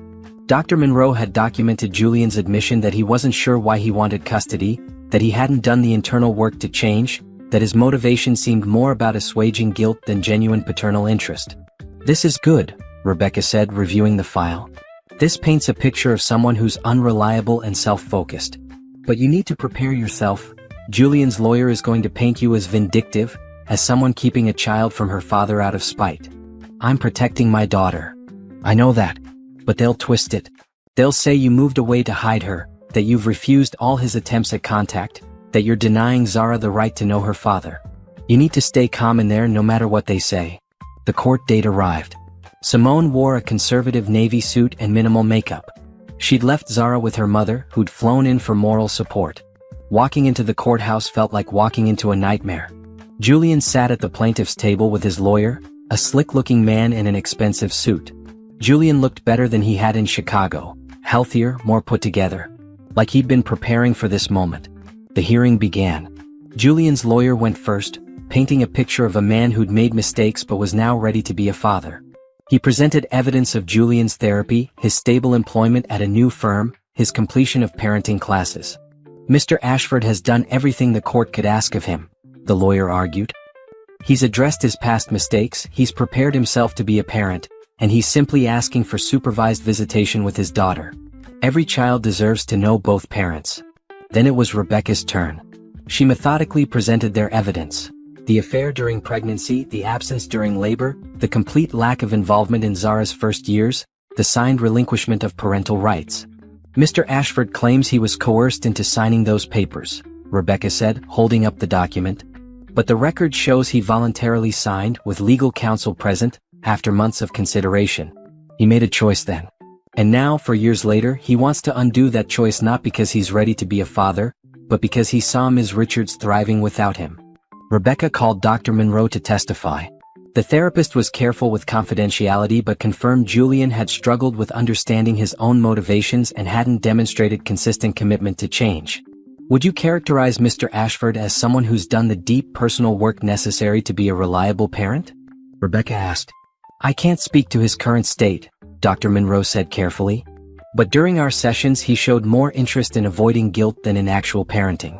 Whether that's changed, I can't say. Then Simone was called to testify. She took the stand, placed her hand on the Bible, and swore to tell the truth. Julian's lawyer questioned her first. Ms. Richards, isn't it true that you fled in the middle of the night, taking Mr. Ashford's daughter without giving him any opportunity to be a father? I left an unsafe situation, Simone replied calmly. I took our daughter to protect her from an unstable environment. Unstable? Mr. Ashford provided a home, financial support. Mr. Ashford was having an affair while I was pregnant. He was absent during our daughter's birth. He showed no interest in caring for her during her first weeks of life. That's unstable. You could have sought counseling, tried to work things out. For what? So our daughter could grow up watching her father betray her mother? So she could learn that's what love looks like. Ms. Richards, the judge interrupted. Please just answer the questions. I apologize, Your Honor. Julian's lawyer continued. You moved away, changed your name, made it impossible for Mr. Ashford to find you. Doesn't that seem extreme? I did what I needed to do to protect myself and my child. Or to punish Mr. Ashford? No, to survive. There's a difference. Rebecca's cross-examination was gentler. She asked Simone to describe Zara's routine, her temperament, her needs. Simone talked about bedtimes and favorite books and how Zara got scared during thunderstorms. She painted a picture of a child who was loved and stable and had never known the man claiming to be her father. Does Zara ask about her father? Rebecca asked. No, she doesn't know him. To her, it's always just been the two of us, and our extended family and friends. How do you think introducing Julian into her life would affect her? I think it would confuse and upset her. She doesn't understand why a stranger would suddenly claim to be her father. And if he's inconsistent, if he starts visitation and then disappears again when it gets hard, that would traumatize her. I won't subject my daughter to that. The judge asked his own questions. Ms. Richards, do you believe children benefit from knowing both parents? In general, yes. But not when one parent has proven themselves unreliable. My daughter's stability and emotional well-being come first. And if the court orders supervised visitation, would you comply? Simone wanted to say no. She wanted to refuse, to grab Zara and run again. But she couldn't. I would comply with any court order, Your Honor. But I would ask the court to consider what's truly in Zara's best interest, not what makes the adults feel better. The hearing ended. The judge said he'd issue a ruling within 2 weeks. Simone left the courthouse feeling drained. Her mother was waiting outside. How did it go? She asked. I don't know. I told the truth. I hope that's enough. They went back to Simone's house, where Zara was playing in the backyard, blissfully unaware of the legal battle being waged over her future. Simone watched her daughter through the kitchen window, her heart aching. What if he wins? Simone asked her mother. What if the judge orders visitation? Then we deal with it. But we don't give up. We keep fighting for her. I can't let him hurt her. You won't. You've protected her this far. You'll protect her through whatever comes next. The 2 weeks of waiting were torture. Simone threw herself into work, trying to distract herself. But every time her phone rang, her heart jumped, thinking it was Rebecca with news. Finally, the call came. The judge denied Julian's petition, Rebecca said. Simone's legs gave out. She sat down hard on her office chair. What?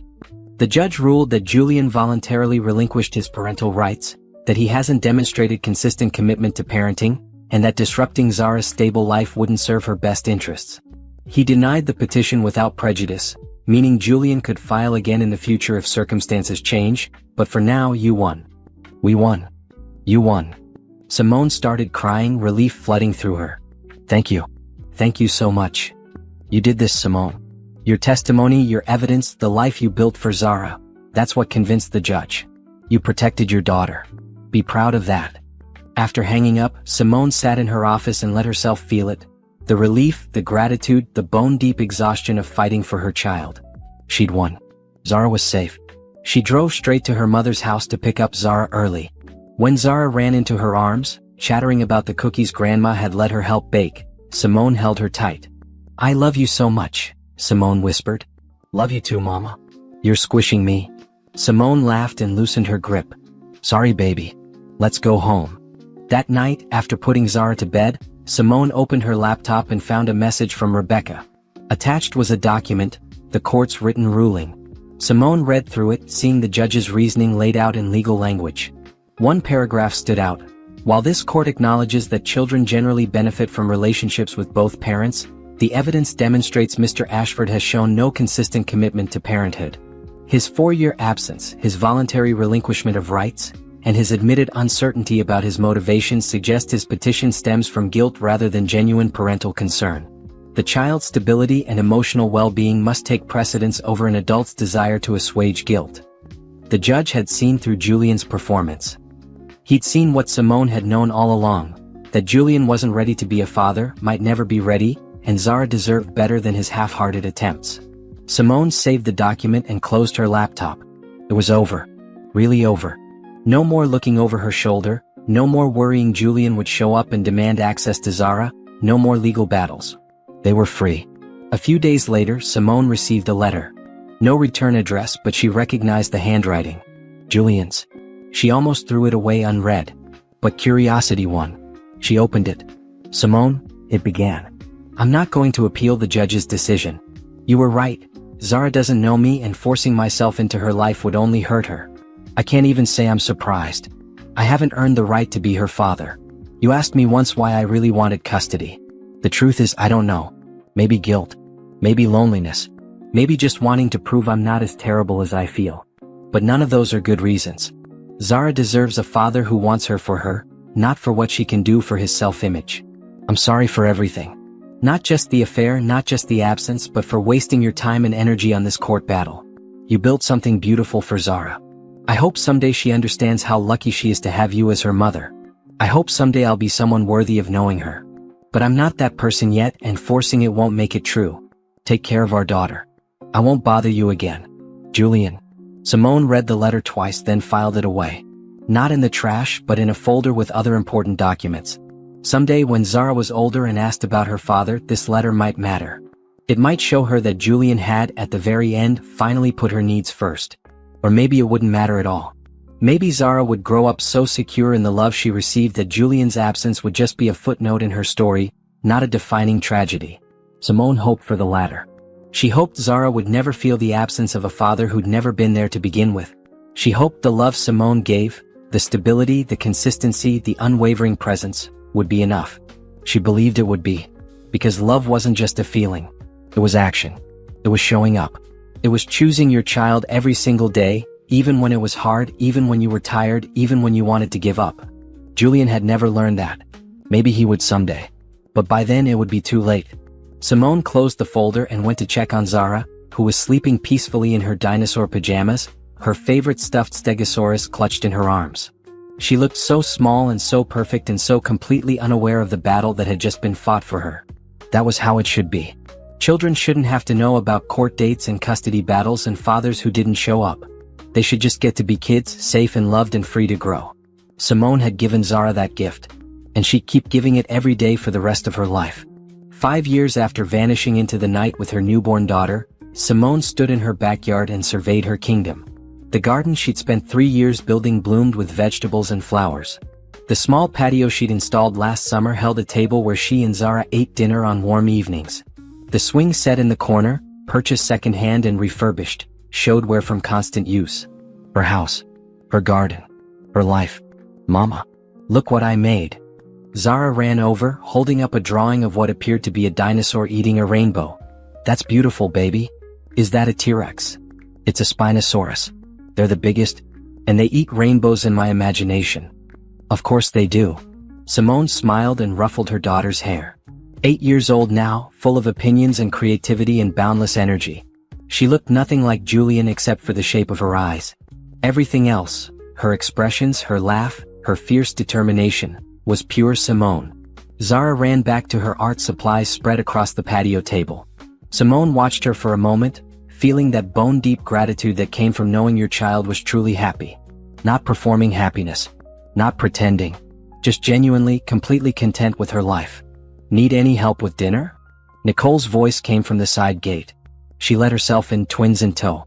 The boys were 7 now, a whirlwind of energy and chaos. I'm marinating chicken for the grill. You bring the salad? In the car. Let me grab it. Nicole paused. You okay? You've got that face. What face? That, I'm reflecting on my life face. What's going on? Simone laughed. Nothing bad. Just, it's been 5 years since I left Julian. 5 years yesterday, actually. And look at where you are now. I know. It's just surreal sometimes. I think about that woman I was, scared, broke, hiding in a tiny apartment. And then I look at this. She gestured at her house, her garden, Zara laughing with the twins. It doesn't feel real. It's real because you built it. Own that. Nicole squeezed her shoulder. I'm going to grab that salad and wine. We're celebrating 5 years of you being a total badass. That evening, after Nicole and the twins left, Simone tucked Zara into bed. They'd established a routine over the years: teeth brushed, pajamas on, 3 books read in the dinosaur-themed bedroom Zara had helped paint. Mama? Zara asked as Simone was turning out the light. Yeah, baby? Emma at school says everybody has a daddy. Do I have a daddy? The question Simone had been waiting for, dreading for years. She sat back down on the bed. You do have a biological father. But he's not part of our lives. Why not? Because sometimes adults make choices that mean they can't be good parents. Your biological father wasn't ready to be a dad when you were born. So it's just been you and me. Does he know about me? He does. But he agreed that you'd be happier with just me taking care of you. Zara thought about this for a moment. I'm happy. I don't need a daddy if you're my mama. You're stuck with me, kid. Good. Zara yawned. Love you, mama. Love you too, baby girl. Simone closed the door and leaned against it for a moment. The conversation had gone better than she'd feared. Zara was secure enough in their life that Julian's absence wasn't a wound, just a fact. Maybe that would change as she got older. Maybe she'd have questions, feel that absence more keenly. But for now she was okay. They were okay.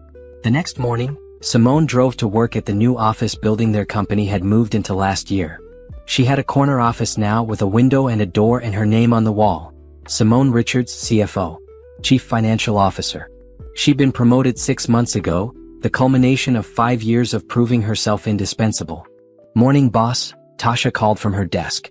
She'd grown from the scared junior analyst into Simone's right hand, confident and capable. Morning. How'd the Henderson pitch go yesterday? They signed. Contracts in your inbox. Excellent work. Simone poured herself coffee from the break room and settled into her office. Her calendar was packed. 3 client meetings, a budget review, interviews for a new analyst position. The kind of busy that used to stress her out but now just felt productive. At lunch, she met with Gabrielle, who'd become not just a boss but a friend and mentor. I have news, Gabrielle said over salads. I'm retiring.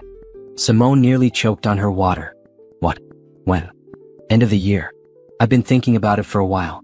I'm 62, I've built this company into something I'm proud of, and I'm ready to travel and enjoy my life. She smiled at Simone's shocked expression. Don't panic. The company's in good hands. You're more than ready to run it. Me? Gabrielle, I'm CFO, not CO. And you've been functionally running operations for the last year. The board knows it. I know it. You're my successor, Simone. If you want it. I don't know what to say. Say you'll think about it. It's a big decision, especially with Zara. But I wouldn't offer if I didn't believe you could do it. Simone spent the rest of lunch in a daze. CEO of a company that employed 50 people and worked with hundreds of clients. The scared woman who'd fled in the middle of the night 5 years ago couldn't have imagined this. That woman had been focused on survival, on just making it through each day. But Simone wasn't that woman anymore. She'd grown, evolved, become someone who could handle responsibility and pressure and leadership. Maybe she could do this. That evening, she talked it over with Zara while making dinner. So Mama might become the boss of her whole company, Simone said, trying to gauge how Zara felt about it. You're already the boss, Zara said matter-of-factly, adding cheese to the tacos. I'm a boss. This would make me the boss. Cool. Can I have extra cheese? Simone laughed. Kids had a way of cutting through complexity. To Zara, it didn't matter if Simone was CFO or CEO or janitor. She was still Mama, still the person who made dinner and checked homework and tucked her in at night. Later that week, Simone met her mother for coffee. Her mom had moved closer 2 years ago, wanting to be more involved in Zara's life, and they saw each other weekly now. CO baby, her mother beamed. Your father would be so proud. I haven't accepted yet. But you're going to. Maybe. It's a lot of responsibility. And more hours. You've been managing those hours fine as CFO. And you'll have the flexibility to set your own schedule. Think about what this means. You'll be leading the company, shaping its future, being a role model for other women. Her mother squeezed her hand. You've come so far from that scared girl who called me 5 years ago. Don't be afraid to claim your success. When did you get so wise? I've always been wise. You're just finally listening. Simone accepted the CEO position the following week. The announcement went out internally, and her team celebrated with cake and champagne in the conference room.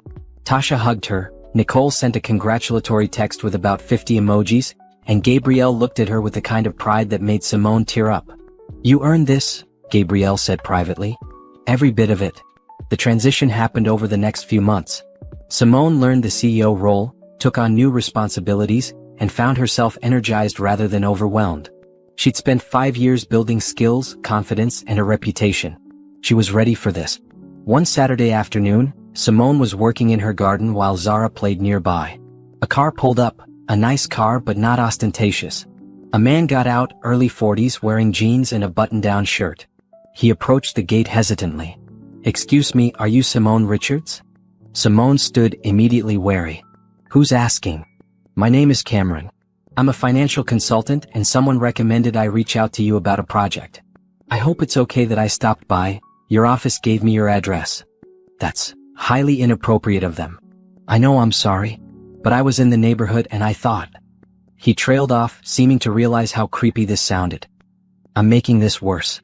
I'll email you instead. Sorry to bother you at home." He turned to leave, but Zara called out, "Your car is so cool. Is that electric?" Cameron turned back, smiling. "It is. Want to see?" He showed Zara the car, explaining how electric engines worked in terms an 8-year-old could understand. Simone watched, still wary but slightly charmed by how patient he was with her daughter's endless questions. "You're good with kids," Simone observed. "I have a nephew. He's convinced I know everything about cars. I've learned to fake it convincingly." They talked for a few more minutes, safe, surface-level conversation about work in the neighborhood. Cameron was easy to talk to, not pushy or overwhelming. He gave Simone his business card and said, "I really do need financial consulting on a project. If you're interested, email me. If not, no hard feelings. And I promise not to show up at your house again." After he left, Zara said, "He was nice." "He was," Simone agreed, surprising herself. That night, she looked up Cameron online. He was legitimate, a consultant who worked with nonprofits on community development projects. His LinkedIn was professional, his background checked out. She emailed him about the project, keeping it professional and businesslike. They met for coffee the following week to discuss his needs. Then met again. And again. Somewhere along the way, the meeting stopped being about business and started being about each other. Cameron was patient, understanding when Simone explained she had a daughter and that Zara came first, always. He didn't push for more than Simone was ready to give. He asked about her work, her goals, her life, and actually listened to the answers. 3 months later, Cameron met Zara officially over dinner at Simone's house. Simone had been nervous, but Cameron and Zara hit it off immediately, talking about dinosaurs and electric cars and space exploration. He didn't try too hard, didn't pretend to be something he wasn't. He was just himself, and that was enough. After Zara went to bed, Cameron and Simone sat on the patio. "She's amazing," he said. "You've done an incredible job raising her." "Thank you. She's my whole world." "I know. And I respect that. I'm not trying to rush anything here. I really like spending time with both of you. If that's okay." "It's okay," Simone said, and realized she meant it. For the first time since Julian, she was opening her heart to someone new. It terrified her. But it also felt right in a way that nothing with Julian ever had. Cameron wasn't trying to sweep her off her feet or promise her the world. He was just showing up, consistently, being present in the small moments that actually mattered. A year later, Simone stood in her backyard again, but this time for a different reason. She'd organized a garden party to celebrate the company's 10th anniversary. Her entire team was there, plus friends and family. Cameron was grilling with Nicole's husband. Zara was playing with the twins and several other kids. Simone's mother was holding court with the older guests, telling embarrassing stories about Simone's childhood. Gabrielle pulled Simone aside. "Look at all this. Look at what you've built. We built it together." "No, sweetheart. You built this. The company, yes, but I mean all of it. Your home, your family, your community. You started with nothing and created everything that matters." Simone looked around at the people filling her yard, her house, her life. Nicole, who'd been her first friend in this city and had stayed by her side through everything. Her mother, who'd supported her even when she didn't understand all of Simone's choices. Tasha and the other colleagues who'd become friends. Cameron, who was laughing at something Zara said, who'd proven through a year of patient consistency that not all men were like Julian. And Zara, the center of it all, thriving and happy and so secure in being loved. This was her revenge. Not against Julian specifically, but against the life that had tried to break her. She'd taken her broken pieces and built something beautiful. She'd proven that you could start over at rock bottom and climb all the way to the top. She'd shown Zara that women didn't need rescuing, they could rescue themselves and flourish. As the sun set on the party, Simone found herself in her kitchen, looking out at the garden full of people she loved. Cameron came up behind her, wrapped his arms around her waist. "Happy?" he asked. "Yeah," Simone said. "I really am." And she was. Not because she'd found a man or because she'd achieved some external measure of success. She was happy because she'd built a life on her own terms, with her own hands, by her own rules. She'd faced her worst nightmare, losing everything, starting over with nothing, and survived it. More than survived it. She thrived. That night, after everyone left and Zara was asleep, Simone sat in her garden with her journal. She'd kept journaling through all 5 years, documenting her journey from the scared woman in a tiny apartment to the CEO in her own house. She wrote, "5 years ago today I left Julian. I thought my life was ending. I thought I'd made the biggest mistake, that I'd never recover, that Zara and I would struggle forever. I was so wrong. My life wasn't ending. It was beginning. I didn't lose myself in that marriage, I just misplaced myself for a while. And when I left, I found her again. The strong woman I'd always been underneath. The capable, brilliant, resilient woman who could handle anything. I built this life from ashes. I built it for Zara and for me. I built it with love and determination and the refusal to let one man's betrayal define my worth. This is my happy ending. Not because I found Cameron, though I'm grateful for him. Not because I became CEO, though I'm proud of that. My happy ending is this: I'm free. Free from lies, from pretending, from accepting less than I deserve. I'm surrounded by people who choose me every day, not people I have to beg for scraps of attention. Zara is growing up strong and secure, never doubting that she's loved. And I wake up every morning in a house I own, in a life I built, with a future that's entirely mine to shape. Julian couldn't give me this. No one could give me this. I had to build it myself. And it's more beautiful than any life he could have offered. This is what revenge looks like. Living well, loving fully, and never looking back. Simone closed the journal and looked up at the stars. Somewhere out there, Julian was living his life. She didn't know what that life looked like, didn't care to know. He was a closed chapter, a lesson learned, a reminder of who she never wanted to be again. Her story had moved on without him. And it was a beautiful story, full of the kind of happiness that came from authenticity, from hard work, from choosing yourself even when it was terrifying. She'd vanished into thin air 5 years ago. And she'd reappeared as someone magnificent.